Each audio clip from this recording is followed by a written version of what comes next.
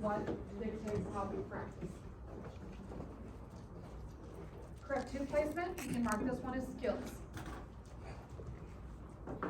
45 is skills, 46 is skills. 47 is skills. I'm going to talk about making sure that the ET tube is patent, and what do we do whenever people yank that out? We're going to give them oxygen therapy. That's what we're going to do until we can determine whether or not they need to be reintubated. Suctioning was also skills. We'll be doing that also next week. Suctioning as well. I'm laughing because I've got some funny slides coming up. You're welcome.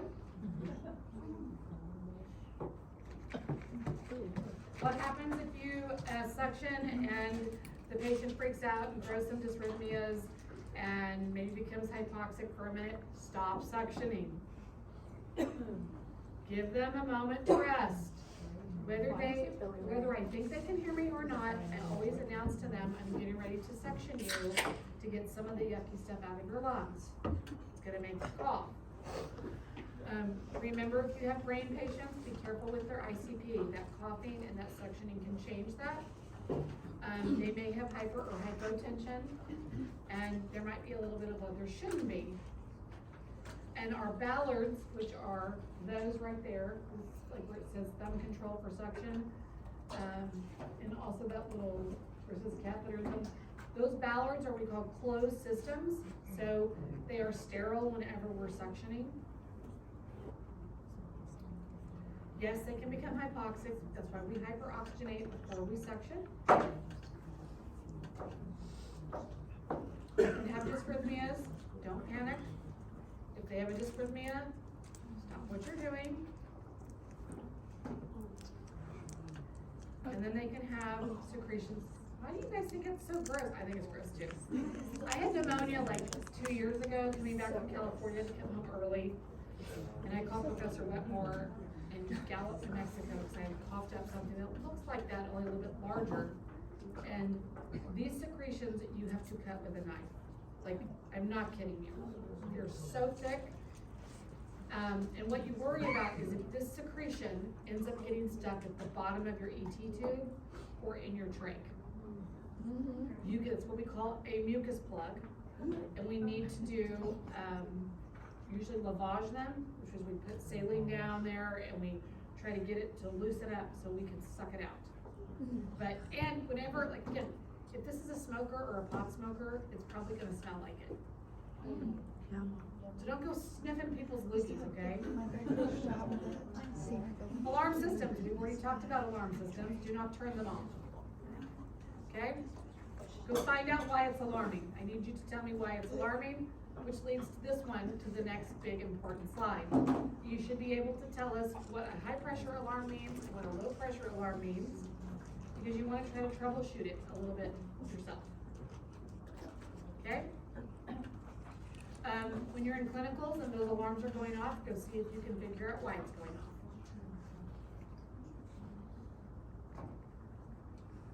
We do get alarm fatigue.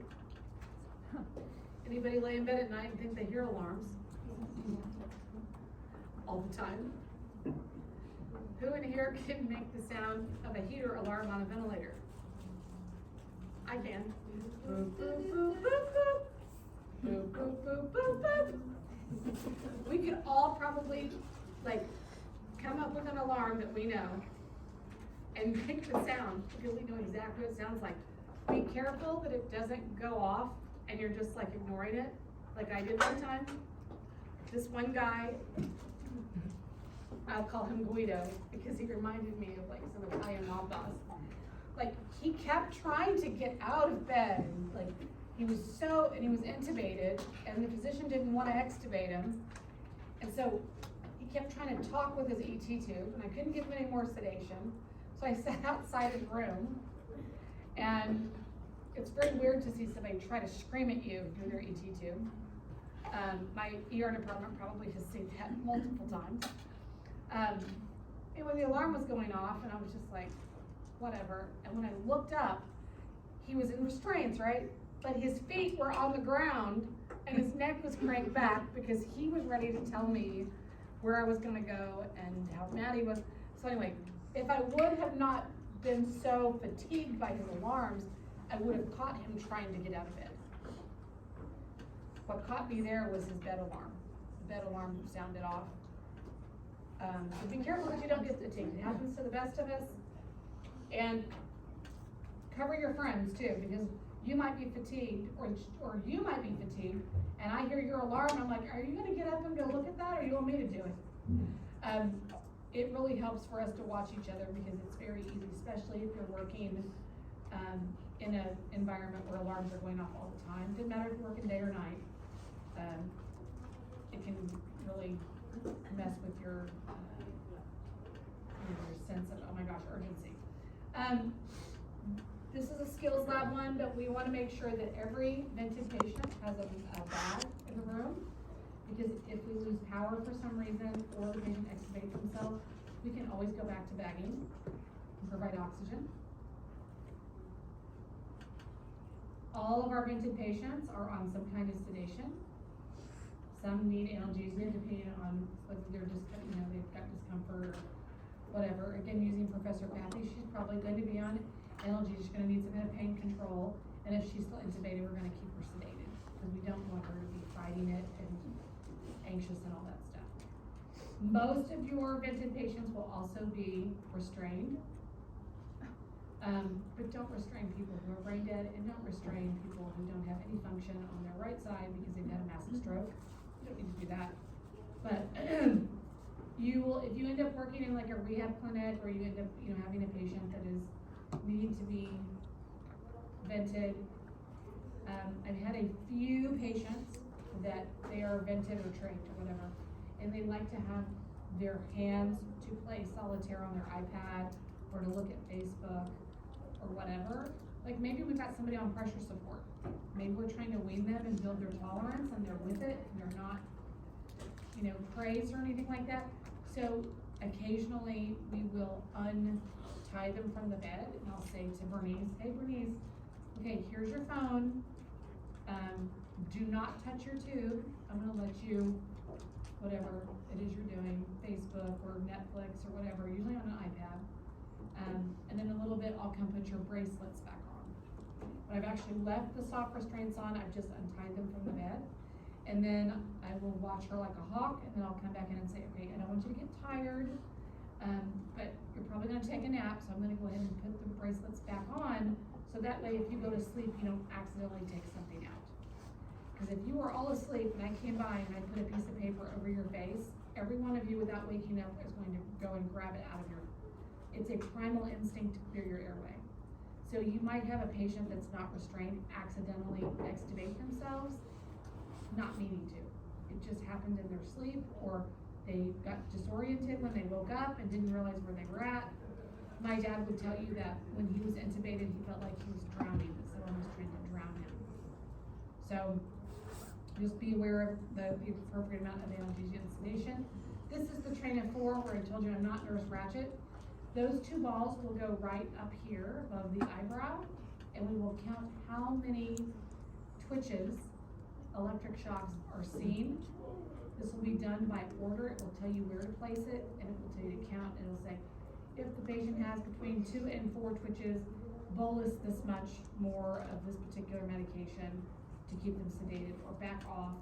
And we do it by counts, and it's called the train of 4. If you're in the intensive care this week, you might ask one of your instructors if anybody is paralyzed and sedated, so you can see what the train of 4 looks like. Sometimes people will put it on the wrist. I've never done it on the wrist. I've only done it right here above the eyebrow, and it makes this muscle tick, tick, tick, tick. And that's how we tell how much further they need to be put under. When I mean put under, for this particular kind, it is paralytic. I might need to also go up on my sedative. I had a patient one time that had been paralyzed and sedated for several days, and I went in there to do my 2-hour assessment, and he was trying to lift his head up off the bed just ever so slightly, which told me I needed to knock him down further on his sedative. And then once I could see, okay, we're not trying to go up off the bed anymore. And it was just very subtle. It was just a lift of the head. We don't want them to do that. So I went up on the sedation, and then I went back in with the train of 4 after 15 minutes, just make sure that I still had enough paralytic on board. Always sedate first, paralyze second. Hemodynamic monitoring, you guys know all about that. Call your doctor when you need to. You know your ABGs, we've talked about this, CVPs, PA catheters, we're going to be doing that in skills lab also. We're learning about those things. Oral care, Professor Wetmore is the one that taught me when I was in NP1 that when we're doing good oral care in bathing, we are decolonizing. Decolonize the mouth, please. My father, when he was taken to the specialty hospital, I went in within his first couple of days to do oral care on him, and there was dried mucus at the top of the roof of his mouth. It was about the diameter of a quarter, and I put it in a cup, and I showed every nurse that walked in. I don't think it came from that particular hospital. I think it was from the previous hospital that had him. I just don't think the nurses ever looked at the roof of his mouth, and they never did. We've got wonderful kits now that have chlorhexidine, with the different scrubbers and toothbrushes that have the suction on the end of that. The other thing, please don't be one of those nurses that opens up the chlorhexidine and then leaves it on the counter. Because you're in a hospital where there's all sorts of stuff flying in the air. Why would you ever, I'm not gonna drink a glass of water that's been sitting in my patient's room for 6 hours. Heck no. I think nurses do that to try to be good stewards of supplies. What I do with my extra chlorhexidine after I've done good oral care is I take the yonker and I'll stick the yonker down into the remainder of it to clear that yonker out. Clear out, dump out pull off that yonker, the dirty yonkers, throw them away, go get another 2-cent yonker. So they've got, a nice clean yonker to put in their mouth. Brush their teeth. Be careful in Oklahoma, we have really bad dental care here. Don't be Nurse Ratchet and stick yonker right on top of their broken teeth. Be careful with that. Lots and lots of dental problems. Really good moisturizer on the mouth. Washcloths to the face, because intubation sometimes is pretty ugly and can be violent, and when you get cracks and scabs and bleeding gums, things like that, that's very uncomfortable for our patient and also is another source of infection. So oral care is a big thing. Skin integrity, we don't want to have wounds on our ears or any place where these devices touch the face, and how our patient lays usually pulls to one side. You can get stage 2, 3, 4, you can get all sorts of stages of wounds on the face.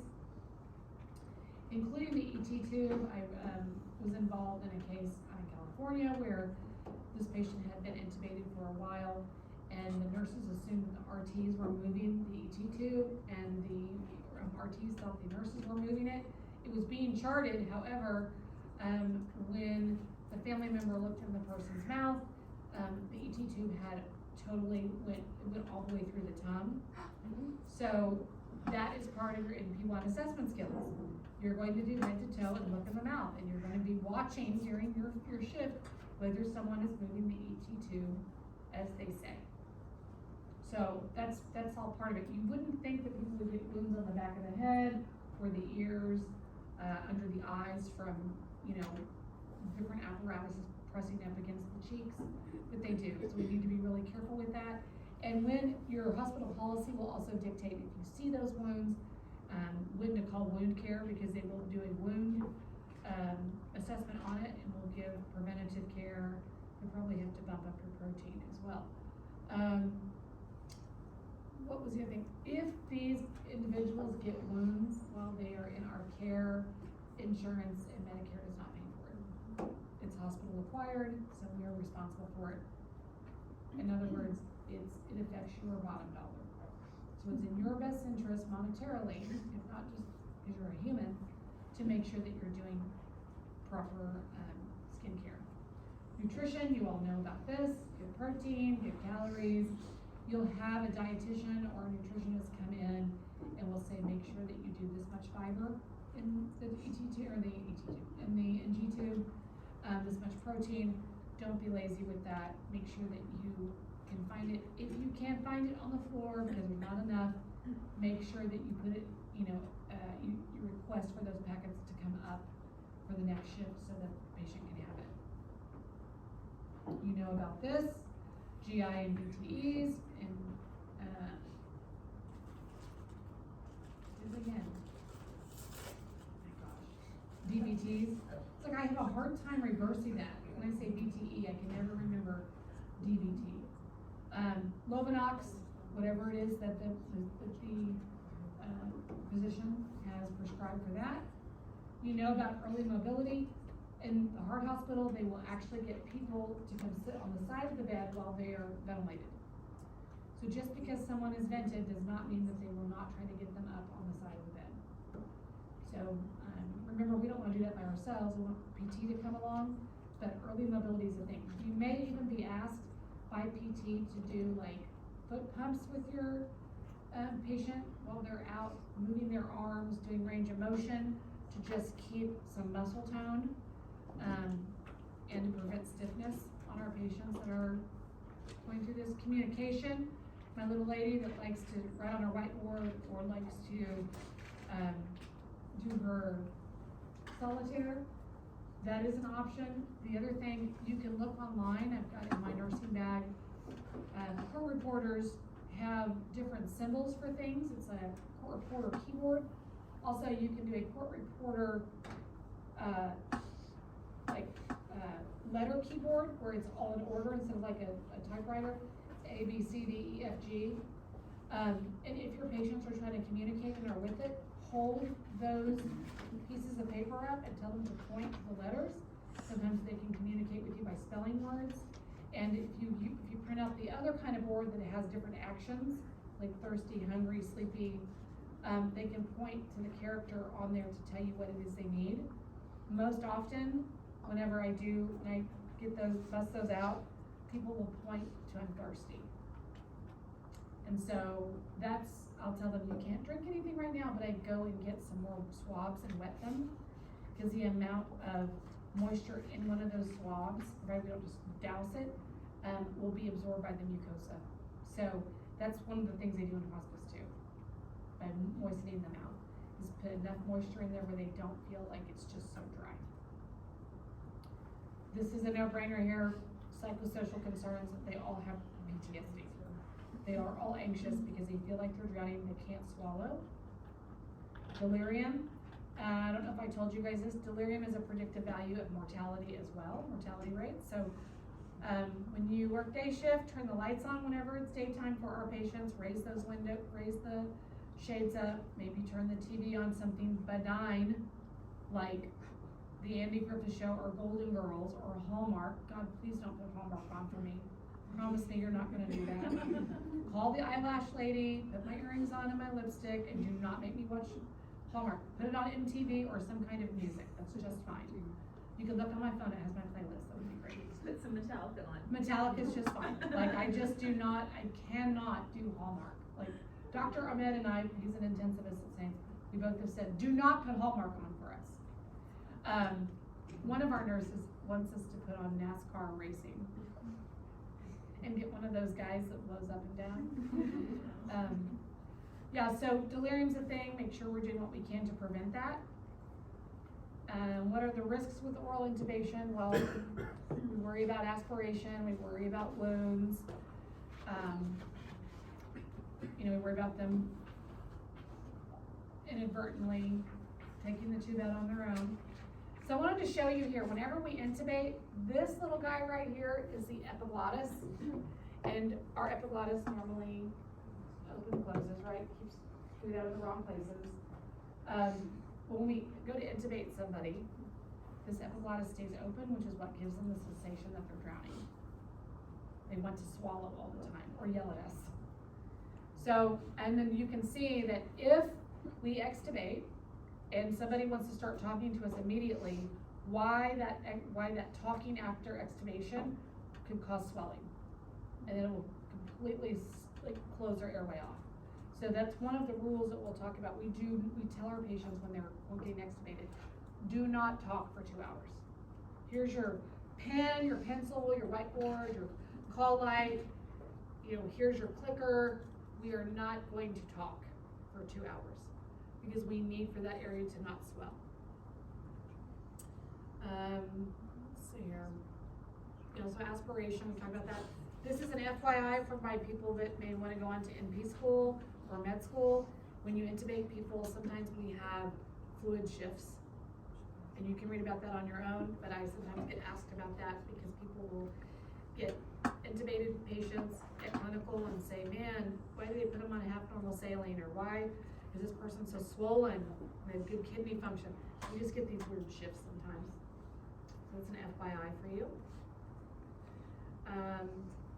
Whenever we go to intubate, sometimes we can have like dysrhythmias or blood pressure goes funny.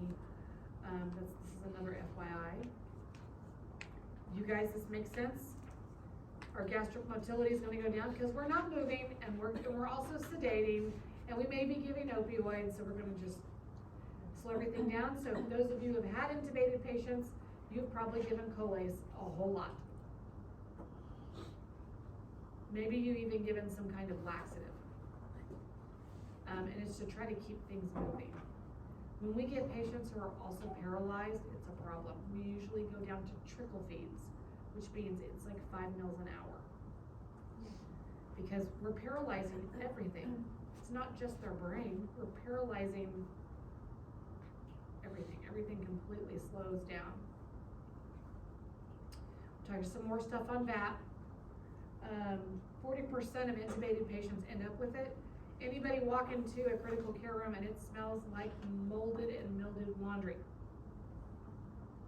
Okay, well now when you walk into those rooms and you smell that, that is not somebody's feet, that's their lungs. That's what it smells like. VAP smells like mildewed laundry. I bet you didn't know you can smell people's lungs, did you? I don't want to know it. Right? When you get smokers and pot smokers, pot smokers, their lungs smell like skunk. It's so bad. And smokers, you get that real deep, it's blown out the ET tube, it smells like they just smoked a cigarette. Gross. It's really awful. And the loogies that come off smokers' ET tubes when you pull them are amazing. 2 feet long. They're knife-like. Oh my. Yeah, they're bad. So 2 feet long, you sleep in the trash can. right, so whenever you are asked to turn off, they already say that in this class, when you're asked to turn off a ventilator, when somebody has when they've decided to discontinue care, and we're the ones that turn it off, I've already told you my spiel on what would family turnaround. That's the reason why. Because sometimes it's like spaghetti and it just keeps coming, and you don't want people to see that. Because that's gonna be their last memory of Pawpaw. He had one hell of a loogie. So, but yeah, VAP, so now you guys will be on alert and you can ask any of your instructors, what does ventilated associated pneumonia smell like? And they're all gonna be like, really mildewy laundry. We will ask RT to come in and change out the circuits, which are all the tubing. Sometimes when it's really bad, the smell's really bad, they'll change it out to try to keep the smell down to a minimum, but it's sort of like a GI bleed. You know it when you smell it. Prevention, hand washing, more hand washing, doing those SBTs, getting them up, good oral care, we've talked about this. Don't panic if somebody extubates themselves, we'll talk more about this for skills. So you can start that for skills lab.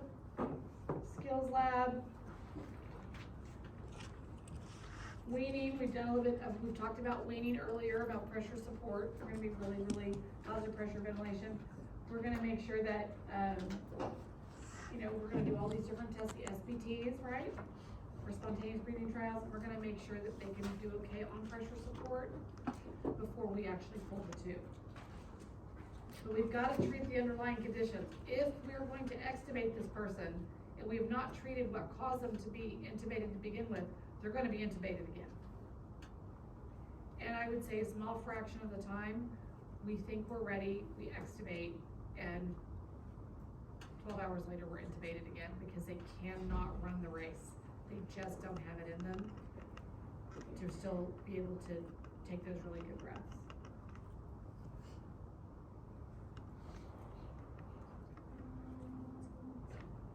Yep, that's good.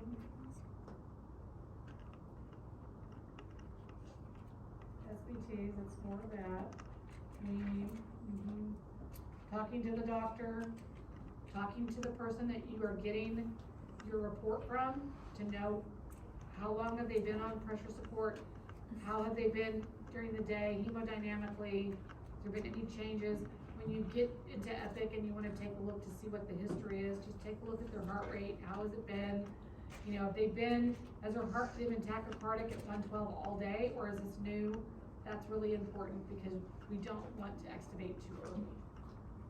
Okay? If somebody finds these babushka dolls, I really love them. I will Venmo you if you find them.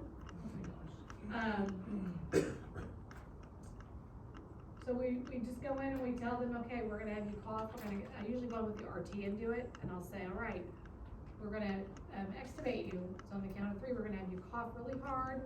1, 2, 3, they'll cough, and then the RT will pull that. I'll take the towel, throw it away. Nasal cannula goes on with a couple of liters. No talkie-talkie. Usually we don't give them anything by mouth for the first 2 to 4 hours. Once we get past those crucial few hours, then we'll give them ice chips, and then we can progress them over to a liquid diet. Some people are really hoarse, they complain of a sore throat. But we always wanna make sure we have oxygen ready to go and a good bag mask. Every one of our rooms has to have a bag mask with a PEEP valve.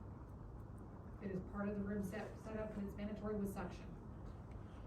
I also like to give them a Yonker because they will have secretions, they'll cough up, and this goes back to, do they want the Yonker or do they want my emesis bag with the tissues? We want them when they cough to spit it out. We don't want them to keep swallowing it, which will give them diarrhea. We don't want them to keep inhaling it, like they're gonna end up aspirating themselves. Just get it out. We want it out, whether through Yonker or emesis bag. Yeah, so we did really good in getting through these. Now we're gonna go to trauma. Who are my trauma nurses? I don't have a single trauma person in here. Nurse class is full of. Oh my gosh, it was all trauma people, so I was like, we're gonna skip a whole bunch of these, and they were like, no. And now we can be like, yeah, don't look at this, next, okay. Respiratory trauma.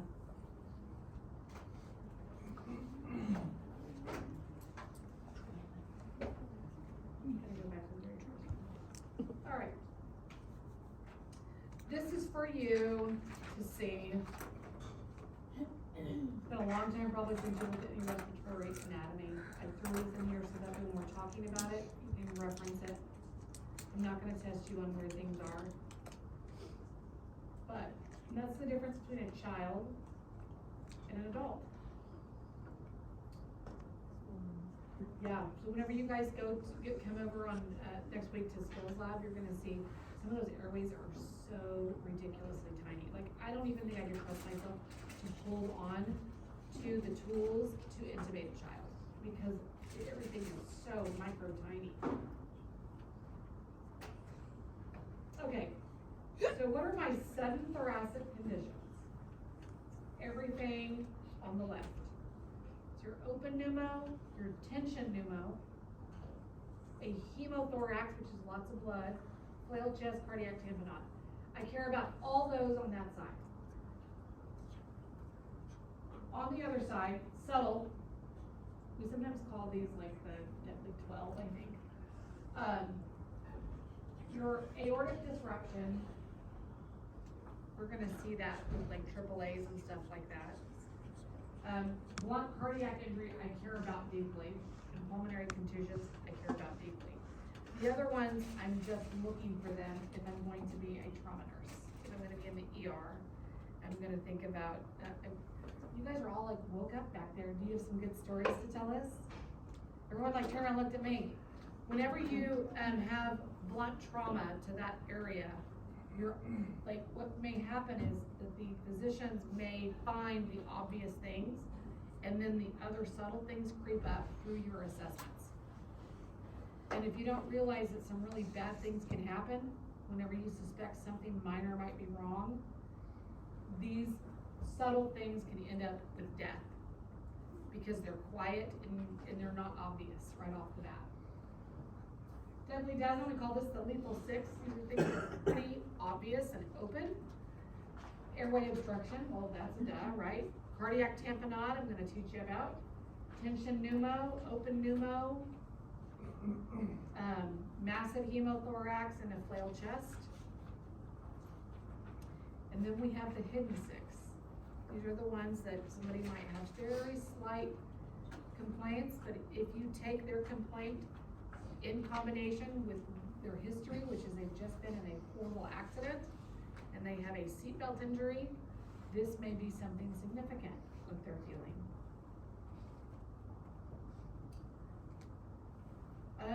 Our trauma people will see blunt trauma and penetrating trauma. Blunt trauma is anything that, you know, is a blunt effect.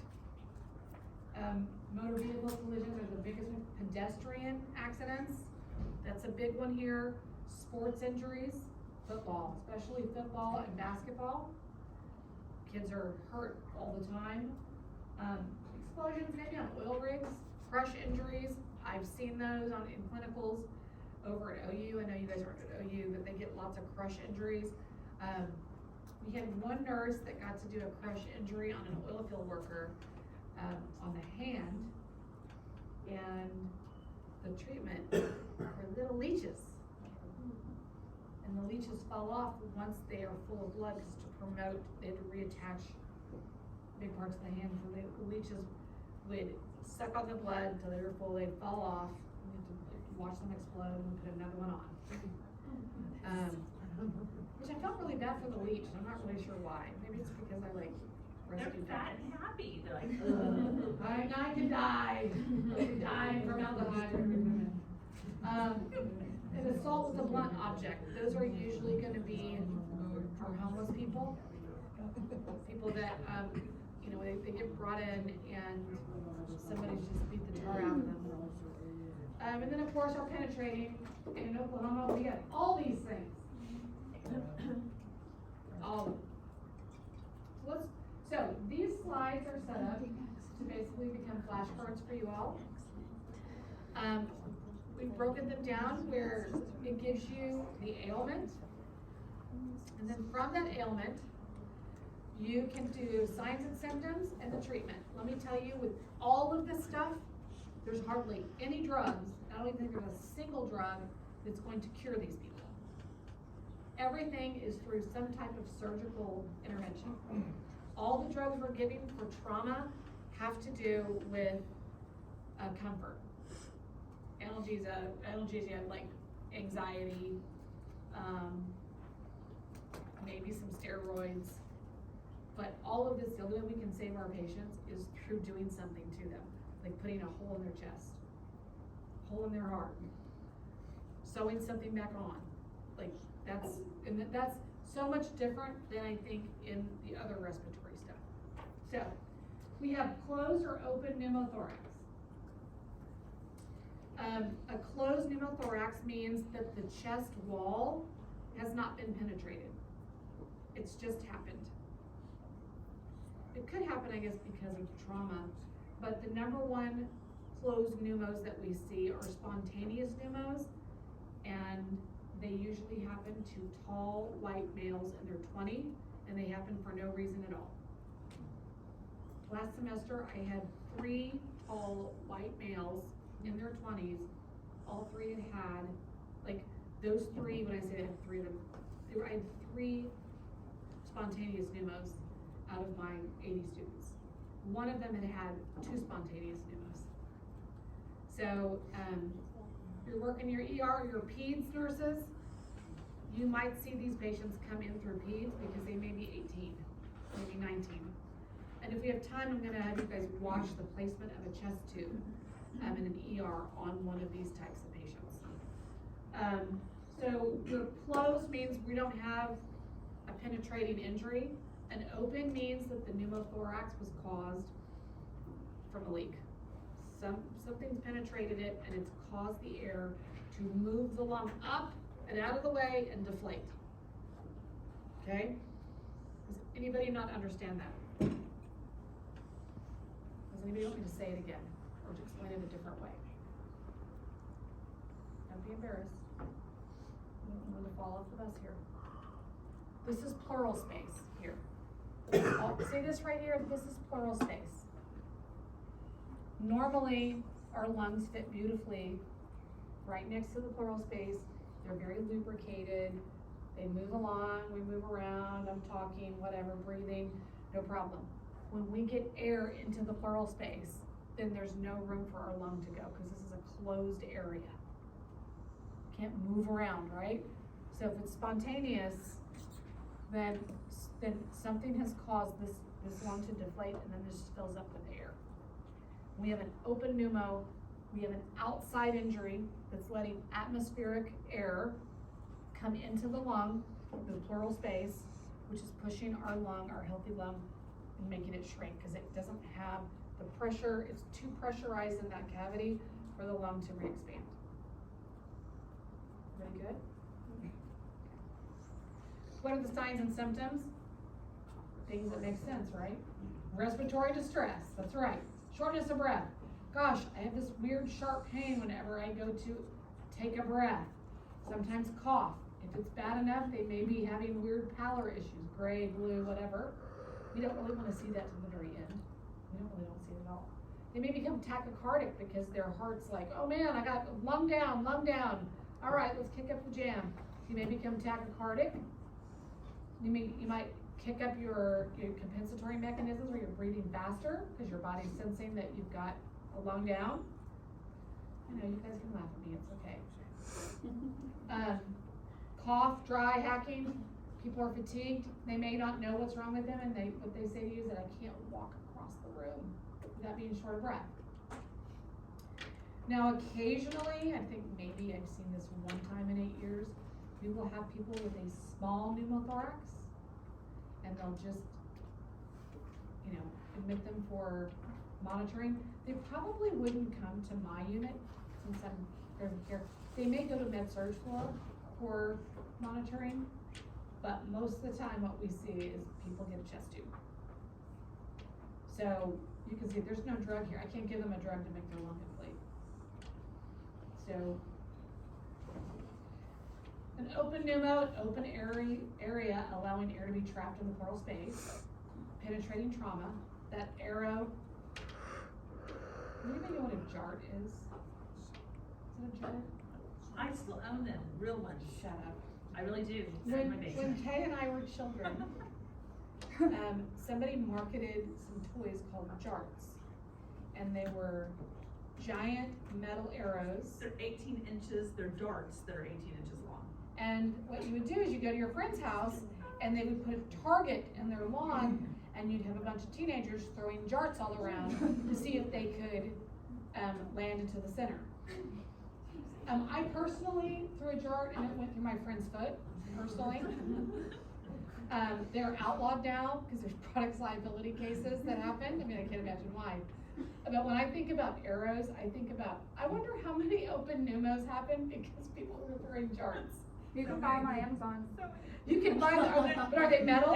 They're not metal. They're not metal? They're plastic. Yeah, these were metal. These were like deer hunting metal JARTs. It's a stake that long on the end of what looks like a giant dart. Yeah. And you just, boys would like, It was great. Yeah, and if you had people that didn't know how to, weren't like athletic at all, there's no telling where they would throw them when they would watch them. So I always see it behind them, but. So when I see, well, it's funny because when I see these, I always think about the JARTs. I'm like, oh, that guy got a pneumo because of his JART. So, it's a penetrating trauma. Where you may see this too is you might see this gunshot wound. I mean, provided that it didn't pierce all the way through a lung. You might see this from falling. You might see this from a broken rib. There's different ways to get this type of open wound.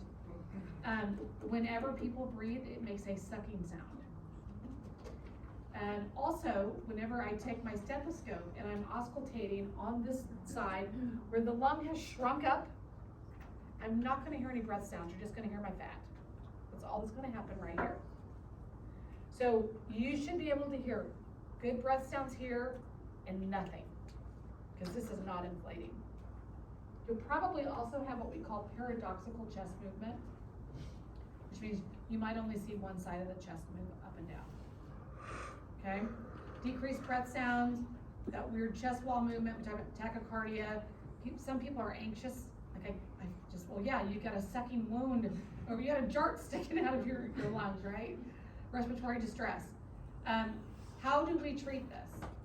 We have something called a three-sided dressing, which I think we'll have some in skills lab, where what it does when you put it over that wound, it will not allow any more air in, it will only allow the air out. Okay? If you have somebody with a chest tube that accidentally removes that chest tube, like they roll over on it and yank it or whatever, we always like to have in our room of safety, we'll either have a three-sided dressing or we'll at least have Vaseline gauze in order to keep air from entering it into that area. Just because somebody pulls their chest tube does not mean they're gonna get a pneumo, but they're at risk for pneumo because now they have an open entry. So if we can prevent air from entering, then maybe what we're hoping will happen is that, okay, that natural pleural space will heal itself and develop a nice seal over it and won't have any more problems.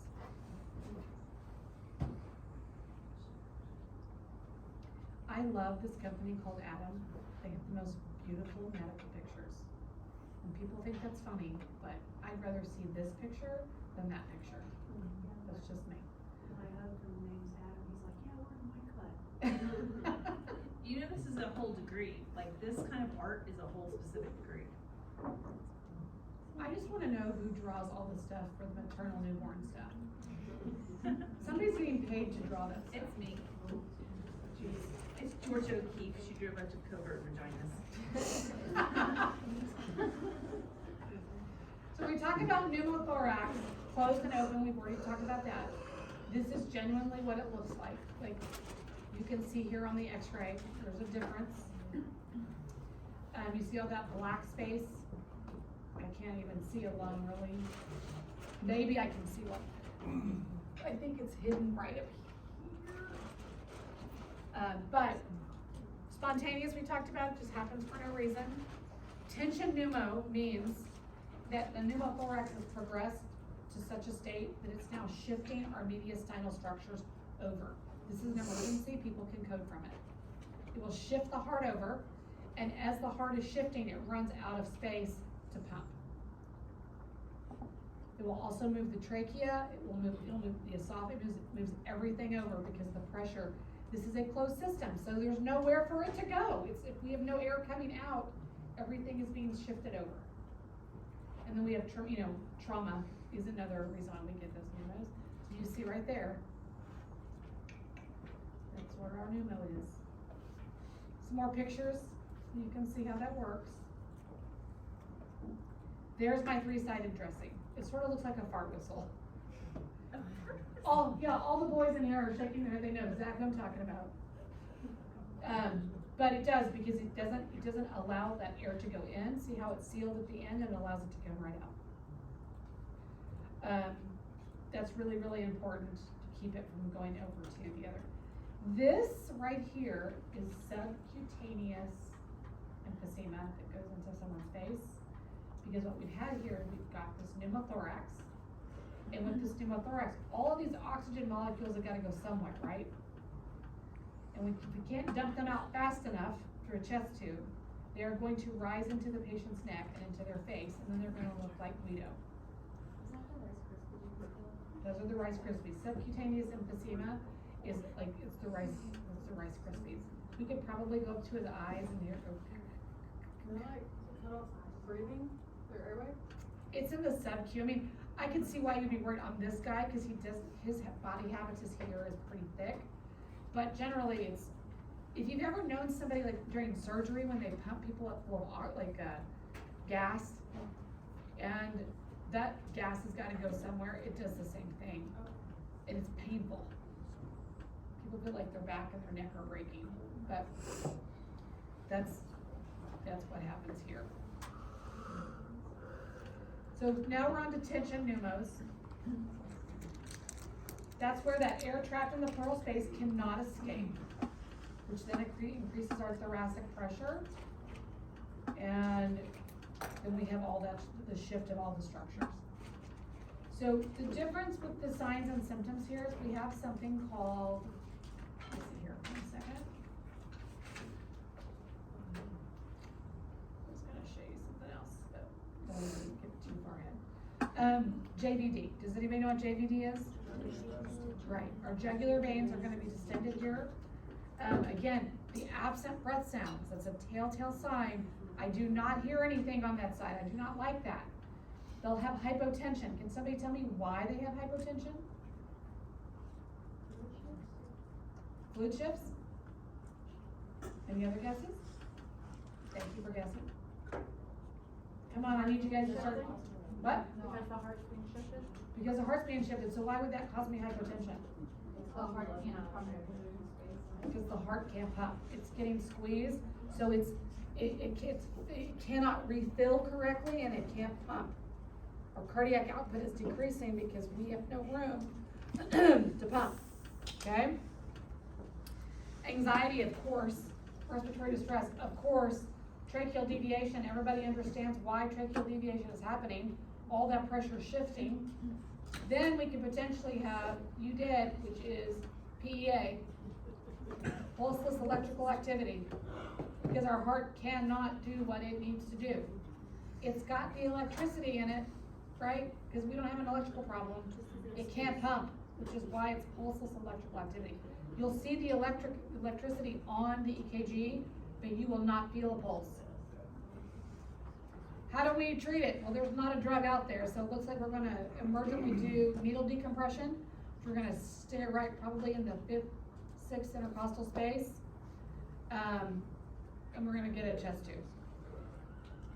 Try to get those pressures, interthoracic pressures, to return to something normal. You can see the really big shift on this one. I always tell my students, look at where the shift is happening, and adjacent to it, it's always right across the injury. The body moves away from injury naturally. So the injury on this guy is right here. Ding, ding. That's an open pneumo. You see how the body is moving away?